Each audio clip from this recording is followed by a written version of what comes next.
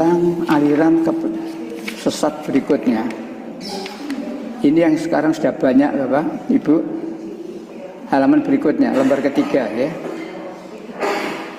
Nomor 4. Lembaga Dakwah Islam Indonesia. Yang tempo hari saya katakan, dulu tidak begitu ada papan namanya. Sekarang banyak, 300 meter LDII, sekian LDII ya.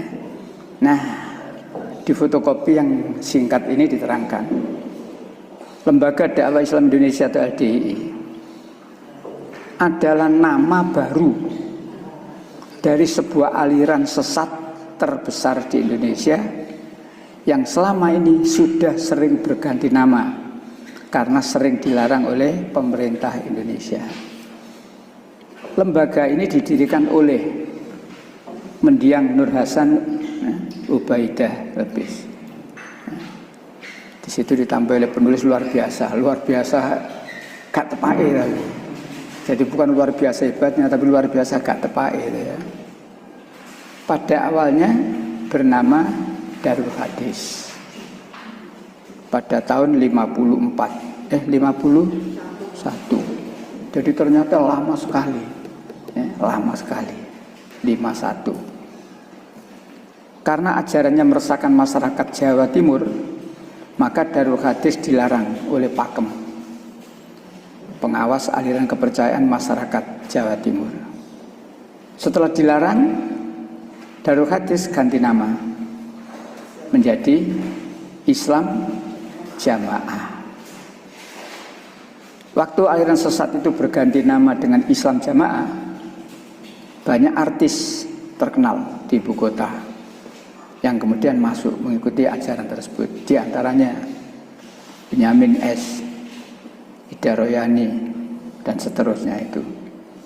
Para artis dan penyanyi itu masuk aliran sesat ini karena tertarik dengan ajaran tebusan dosa. Jadi di situ memang ada ajaran penebusan dosa. Jadi di LDI itu ada namanya Mangkul. Jadi ketuanya ini, katakanlah tokohnya ini punya murid. Masyarakat tidak sah kalau tidak ngaji ke tokohnya ini atau kepada murid yang sudah dianggap ini Mangkul. Jadi harus ke dia dan harus dibaiat. Harus ada baiat. Nah, nanti di situ ada keterangan-keterangan luas itu ya. Kalau kita kan kepada siapa saja silakan, ngaji kepada ustadz siapa saja, kepada kiai silakan. Nah, tinggal kemudian kita menyaring mana keterangan-keterangan itu yang sesuai dengan Al-Quran, mari kita pakai. Tapi kalau dibatasi, kalau tidak ke sini tidak sah. Walaupun kamu ngaji sampai koyok pun tidak ke sini tidak sah. Jadi memang ada aturan gitu ya. Nah, termasuk ketuanya ini memang luar biasa ya. Jadi yang namanya LDI itu seperti itu ya. Karena ajaran sesatnya meresahkan masyarakat, terutama Jakarta, maka aliran sesat Islam Jamaah secara resmi dilarang di seluruh Indonesia berdasar surat keputusan Jaksa Agung Republik Indonesia nomor. Jadi larangan ini tidak tanggung-tanggung Bapak Ibu. Jadi ini dilarang di Indonesia.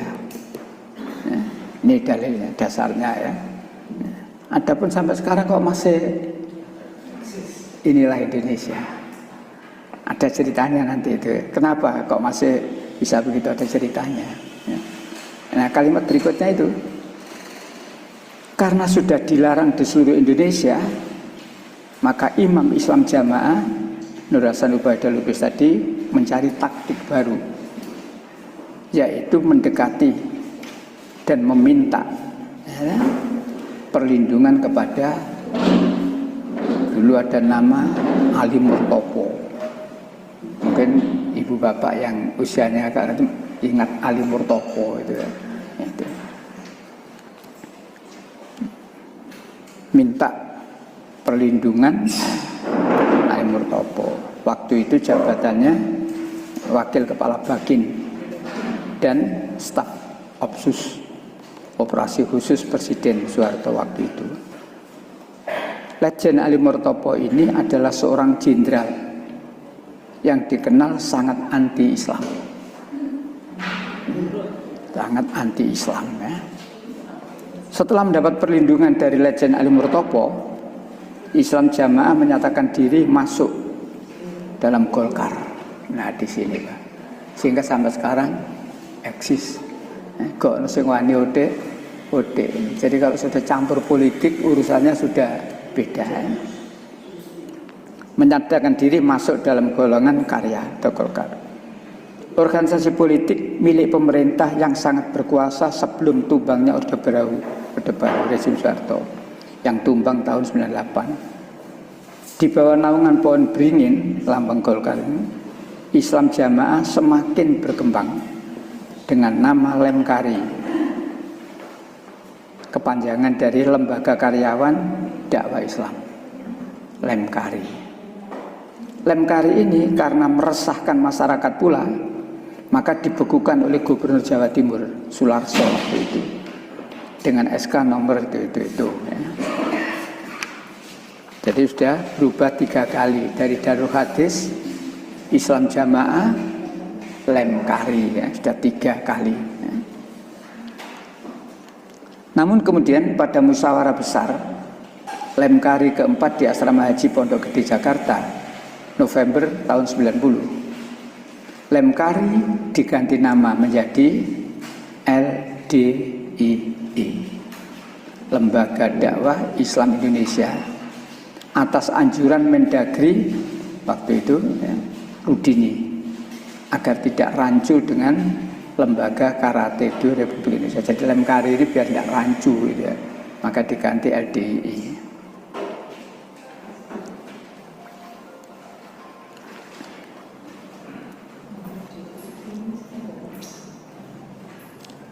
Di majalah Amanah nomor 63 tanggal 2 sampai 15 Desember tahun 88 diterangkan panjang lebar. Di bawah Ibu Bapak 5 kalimat di tengah-tengah itu ya, setelahnya majalah Amanah itu diterangkan.